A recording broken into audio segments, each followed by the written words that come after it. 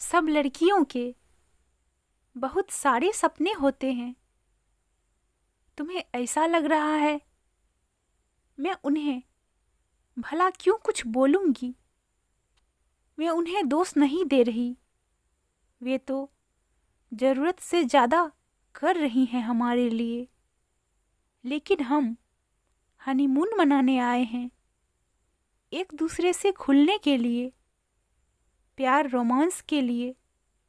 हमें जो उन्मुक्त वातावरण चाहिए, मैं तो सोच रही थी हम किसी आलीशान होटल के स्वीट में ठहरेंगे, जहां बस तुम और मैं और तुम होंगे, तीसरा कोई नहीं।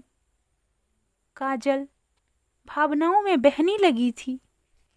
सुनो जी, बबलू आ रहा है अपनी नई नवेली दुल्हन को लेकर हनीमून के लिए।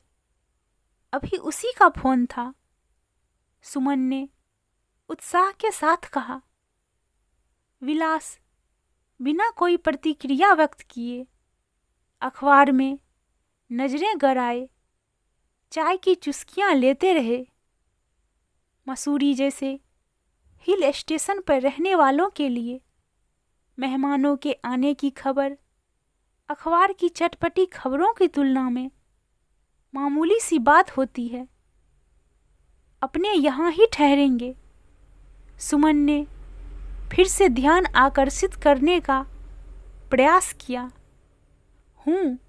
कब आ रहे हैं? खबर पूरी पढ़कर अखबार रखते हुए विलास ने निर्लिप्त भाव से पूछा। इसी महीने की 18 तारीख को 4 दिन का कार्यक्रम है, पर मैंने तो इसी दौरान मुरारी के यहाँ जाने का कार्यक्रम बनाया था। बेचारा इतने सालों से कह रहा है। मुरारी विलास के घनिष्ठ मित्र हैं। बहुत बड़ा फार्म हाउस है उनका। काम के सिलसिले में वे अक्सर मसूरी आते रहते हैं और हर बार दोस्त से मिलने उनके घर अवश्य आते हैं।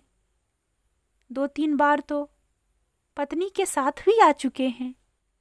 वे भी मियाँ बीवी 2 ही प्राणी हैं। विलास की तरह उनके बच्चे भी विदेश में बस चुके हैं। वे जब भी आते हैं इतने आग्रह से विलास और सुमन को अपने फार्म हाउस पर आने का निमंत्रण देते हैं कि अभी तो ना जाने पर उन्हें शर्मिंदगी होने लगी है। पर क्या करें, विलास को अपने काम से फुर्सत ही नहीं है। अब इतने सालों में कार्यक्रम बना तो बबलू के आने की सूचना आ गई। बबलू सुमन की चचेरी बहन का बेटा है। सुमन उसकी शादी में नहीं जा पाई थी, पर फोन पर बधाई देते हुए उसने आग्रह किया था कि वह हनीमून मनाने मसूरी आ जाएं। और अब जब वह आ रहा है तो वे कहीं और कैसे जा सकते हैं। सुमन ने विलास को अपनी मजबूरी बताई तो वे मान गए। ठीक है, फिर कभी सही, कहकर वे तैयार होने चले गए और सुमन खुशी खुशी बबलू और बहू के स्वागत की तैयारियां करने लगी। अतिथि देवो भवः के भारतीय संस्कार सुमन में कुछ ज्यादा ही गहरे पड़े हुए हैं। इसीलिए आए दिन आने वाले मेहमानों की आओ भगत करते उसे जरा भी उकताहट नहीं होती, बल्कि दिल उल्लास और स्फूर्ति से भर उठता है। वरना वही नित्य की नीरस दिनचर्या। विलास तो सुबह के गए देर रात तक घर लौटते हैं। सुमन भला टीवी, मैगजीन और बाई के संग कितना वक्त बिताए। फिर ज़्यादातर मेहमान घूमने आते हैं जो सवेरे नहा धोकर निकलते हैं तो देर रात तक खाना खाकर ही लौटते हैं। इसीलिए काम का ज़्यादा बोझ भी नहीं बढ़ता और उनसे हंस बतियाकर सुमन तरोताज़ा हो जाती। इसी बहाने उसे चाय नाश्ते के संग अपनी पाक कला के गुर प्रदर्शित करने के मौके भी मिल जाते। विशाल भी ऐसे मौक़ों का पूरा लुत्फ़ उठाते हैं और खान पान के दौरान कई बार मजाक करने से भी नहीं चूकते। आप लोग आते रहा कीजिए, इसी बहाने हमें भी अच्छा खाने को मिल जाता है। सुमन झूठ मूठ आंखें तरेड़ देती, पर सच ही तो है, 2 लोगों के लिए कुछ बनाने का मन ही नहीं करता।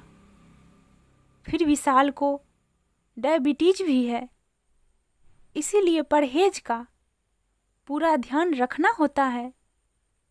पर मेहमानों के आने पर 2 दिन उन्हें भी थोड़ी छूट मिल जाती है। सोचते हुए सुमन जल्दी जल्दी पानी भरने लगी। हिल स्टेशन पर पानी की बड़ी किल्लत रहती है। बड़ी मुश्किल से कुछ देर के लिए पानी चढ़ता है। अरे हाँ, उन्हें कुछ उपहार भी तो देना है। शादी में तो जा नहीं पाई, अब यहाँ आ रहे हैं तो अच्छा मौका है। पर क्या दूं? कोई अच्छा सा जेवर या कपड़े या सौंदर्य प्रसाधन या नई गृहस्थी बसाने का कोई सामान? पर ये सब तो उनके पास होगा ही, फिर क्या दूं? विशाल से पूछना तो बेकार है। वे तो इन बातों को झमेला मानकर दूर ही रहते हैं। सब कुछ मुझ पर ही छोड़ रखा है। सुमन वहाँ पूह में थी, उधेर बुन में उलझी हुआ घर के काम निपटाती रही। चलो आने पर उन्हीं से पूछूंगी या टोह लेने की कोशिश करूंगी कि उन्हें क्या चाहिए। सोचकर सुमन थोड़ी निश्चिंत हुई। निश्चित समय पर बबलू दुल्हन के संग आ गया। काजल सचमुच गुड़िया सी थी, नाजुक, संकोची, धीमी आवाज, आदर्श नई बहू की तरह। वह हर काम में सुमन की मदद करती, दुपट्टा सर पर डाले रखती। सुमन ने उसे व्यर्थ तकल्लुफ के लिए मना भी किया, पर वह चुप रहती। सुमन ने विशाल से दबे स्वर में शिकायत भी की, तो वे बोले, अरे तुम सास हो उसकी, उम्र और अनुभव का लंबा फासला है तुम दोनों के बीच। क्या उम्मीद करती हो वह सहेलियों की तरह तुमसे हंसी ठट्ठा करे? सुमन मन मारकर रह गई। शायद विशाल ठीक कहते हैं। रात को वह उनके कमरे में पानी का गिलास देने गई तो अंदर हो रही बातों को सुन बाहर ही ठिठक गई। तुमने मुझे पहले बताया क्यों नहीं कि हम यहाँ किसी 5 स्टार होटल के हनीमून स्वीट में नहीं, वरन तुम्हारी मौसी के यहाँ रुकने वाले हैं। काजल की नाराजगी भरा स्वर सुनकर सुमन चौंक उठी। यहाँ कोई तकलीफ है तुम्हें? मौसी कितना ख्याल रखती है हमारा। बबलू की दबी दबी आवाज थी। मैं उन्हें दोष नहीं दे रही, वे तो जरूरत से ज्यादा कर रही हैं हमारे लिए। लेकिन हम हनीमून मनाने आए हैं, एक दूसरे से खुलने के लिए, प्यार रोमांस के लिए। हमें जो उन्मुक्त वातावरण चाहिए। मैं तो सोच रही थी हम किसी आलीशान होटल के स्वीट में ठहरेंगे, जहाँ बस तुम और मैं और तुम होंगे, तीसरा कोई नहीं। काजल भावनाओं में बहने लगी थी। बंदिश तो यहाँ भी कोई नहीं है काजल। मौसी तो भी कुछ नहीं कहती। बबलू का अपराधी सा स्वर उभरा। तुम समझ नहीं पा रहे मैं क्या चाहती हूँ। मौसी तो नहीं कहेंगी, लेकिन मुझे तो लगता है ना। नई ब्याहता हूँ, ससुराल है यह मेरा। संकोच जकड़े रहता है हर वक्त। तुमसे चुहल करते भी डर लगता है, कोई देख ना ले। मैं तो इतनी उमंग से जीन्स स्कर्ट, पारदर्शी नाइटी और न जाने क्या क्या संग लाई थी, पर अब यहाँ। काजल के स्वर में हताशा छलक उठी थी। सुमन का मन ना चाहते हुए भी उसके प्रति सहानुभूति से भर उठा। ठीक ही तो कह रही है बेचारी। हनीमून को लेकर नवविवाहिता के दिल में कितने अरमान होते हैं, यह भला मुझसे बेहतर और कौन समझ सकता है। सुमन अतीत की वादियों में गुम होने लगी। शादी से कुछ दिन पूर्व ही विशाल की छोटी मोटी नौकरी लगी थी। हनीमून पर जाने जितने पैसे उनके पास नहीं हैं, यह जानकर मुझे बहुत आघात लगा था। सिनेमा देखकर, सहेलियों से सुनकर हनीमून के जो ख्वाब संजोए थे, उन्हें बिखरता देखकर मुझे घोर पीड़ा हुई थी। आज विशाल हर तरह से संपन्न है। हिल स्टेशन पर हमारा घर है। हर 2-3 साल में हम विदेश घूमने जाते हैं। लगभग पूरा विश्व घूम चुके हैं, पर हनीमून ना मना पाने का संतरास आज भी दिल में सूल की तरह चुभता है। मैगजीन्स में जब हनीमून के जुड़े स्मरण पढ़ती हूँ तो दिल में एक खालीपन उतर आता है। इस मधुर एहसास से मैं क्यों वंचित रही। आगे का वार्तालाप सुने बिना नम आंखें लिए सुमन जाकर अपने बिस्तर पर लेट गई। सवेरे वह सोकर उठी तो सिर भारी हो रहा था। काजल को उसकी बिगड़ी हुई तबीयत का एहसास हो गया। लाइए मुझे बताइए क्या करना है, मैं बना देती हूँ नाश्ता। अरे नहीं, अभी रमिया आकर बना देगी। तुम नहा धो लो, यहाँ पानी की थोड़ी किल्लत रहती है। कब नल आता है कब बंद हो जाता है पता ही नहीं लगता। ठीक है, मुझे बाल धोने हैं और कुछ कपड़े भी, थोड़ी देर लगेगी, कहकर काजल नहाने चली गई। विशाल ऑफिस निकल चुके थे। तभी बबलू का एक दोस्त, जिसकी हाल में ही यहाँ नौकरी लगी थी, उससे मिलने आ पहुंचा। सुमन चाय नाश्ता तैयार करने रसोई में घुस गई। दोनों दोस्त बातों में तल्लीन हो गए। और बता यार, कैसा लग रहा है शादी करके? तू कुछ उखड़ा उखड़ा क्यों लग रहा है? कहीं भाभी से झगड़ा तो नहीं हो गया? अरे यार, हनीमून मनाने आया था तो मस्ती करना। नहीं, बस ऐसे ही। मुझसे छुपा रहा है, अपने यार से छुपा रहा है। ठीक है भाई, शादी के बाद दोस्त पराये हो ही जाते हैं। चाय नाश्ते की ट्रे रखकर सुमन लौट तो आई, लेकिन कान उधर ही लगे रहे। देखें बबलू क्या कहता है। ऐसी बात नहीं है यार, उसे दरअसल शिकायत है कि हम किसी 5 स्टार होटल में क्यों नहीं रुके, जहां खुलकर रोमांस किया जा सकता था। बबलू ने धीमी आवाज में कहा, हाँ तो इसमें गलत क्या है? ठीक ही तो कह रही है भाभी। अरे क्या खाक ठीक कह रही है? तू भी उसी का पक्ष लेगा? अभी जुम्मा जुम्मा साल भर हुआ है, नौकरी लगे। बड़ी मुश्किल से इतना बचा सका हूँ कि उसे एसी में यहाँ ला सका और अच्छे से घूमने फिरने खाने पीने का खर्च उठा पा रहा हूँ। 5 स्टार होटल में रुकते तो सारा पैसा स्वीट के किनारे में निकल जाता। तो यह बात भाभी को क्यों नहीं बताता? बताई थी कल रात। कहने लगी कि पहले बताना चाहिए था, उधार ले लेते किसी से या नहीं आते। अब बताओ, गृहस्थी की नींव ही उधार के हनीमून पर कैसे रखता? लौटकर उधार चुकाने में ही हनीमून का सारा नशा ही निकल जाता। और आते क्या नहीं? अरे शादी कोई रोज रोज होती है क्या?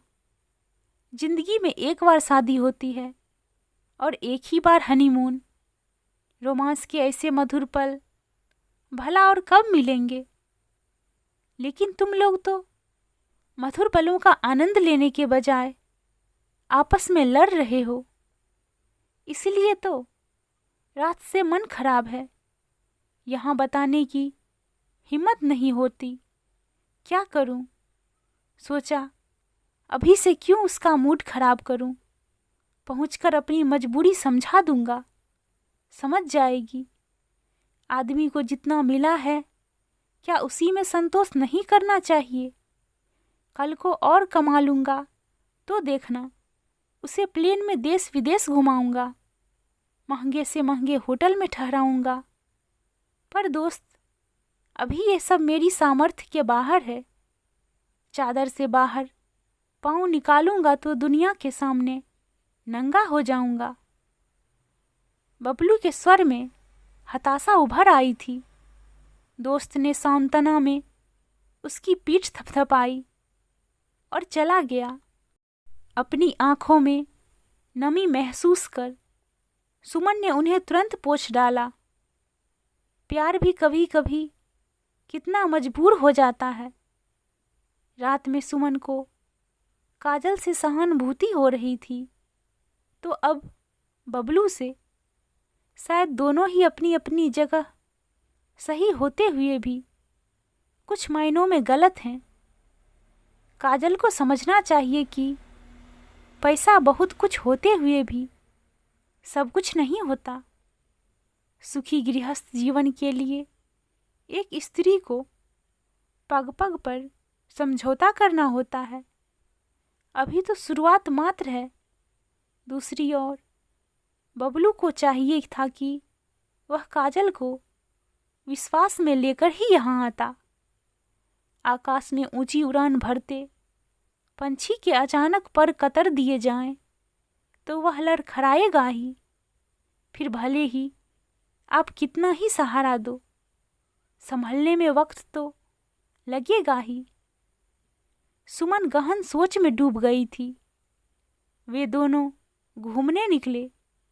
इससे पूर्व ही वह एक फैसला ले चुकी थी। बच्चों, कहते हुए अच्छा नहीं लग रहा, पर मजबूरी है। दरअसल इनके एक घनिष्ठ दोस्त की बेटी की शादी अचानक तय हो गई है और लव कम अरेंज्ड वाला ज़्यादा है, तो हमें कुछ दिनों के लिए वहाँ जाना पड़ रहा है। तुम चाहो तो यहाँ रुक सकते हो, मैं चाबी दिए जाती हूँ। लौटते वक्त पड़ोस में दे जाना। नहीं मौसी, उसकी ज़रूरत नहीं है।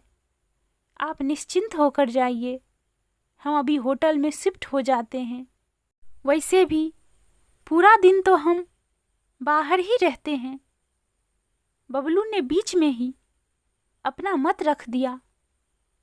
सब कुछ सुमन की योजना अनुसार ही हो रहा था। अच्छा बेटा, जैसी तुम्हारी मर्जी, पर यदि तुम्हें होटल में ही शिफ्ट होना है तो इनके एक दोस्त के होटल 5 स्टार होटल है, वहाँ सही कीमत पर हम तुम्हारे लिए स्वीट बुक करा देते हैं। यह तुम दोनों को हमारी ओर से शादी का तोहफा है। अब इसके लिए इनकार मत करना, वरना मैं नाराज हो जाऊंगी। पर मौसी, इतना महंगा तोहफा? ना ना, तोहफे की कीमत नहीं आंकते। अच्छा, मैं विशाल से बात करती हूँ, तुम अपनी पैकिंग करो। मैं अपनी पैकिंग करती हूँ। बबलू के चेहरे से खुशी टपक पड़ी थी। वहीं काजल के चेहरे पर शर्मिंदगी और पश्चाताप के मिले जुले भाव थे। शायद उसे स्थिति का कुछ कुछ अनुमान हो गया था। सुमन ने स्नेह से उसके सिर पर हाथ फेरा तो वह भावुक होकर उसके सीने से लग गई। फार्म हाउस जाते वक्त सुमन ने विशाल को सारी बात बताई तो वे ठठाकर हंस पड़े। वाह मैडम, आपने तो एक ही तीर से कई शिकार कर डाले। हमें भी खुश कर दिया और उन दोनों को भी। लेकिन सबसे ज्यादा खुश तो सुमन स्वयं थी। एक गृहस्थी को शुरुआत में ही दरक जाने से बचाकर उसे जमाने भर की खुशियां हासिल कर ली थी। दोस्तों, कहानी पसंद आए तो please subscribe, share and like.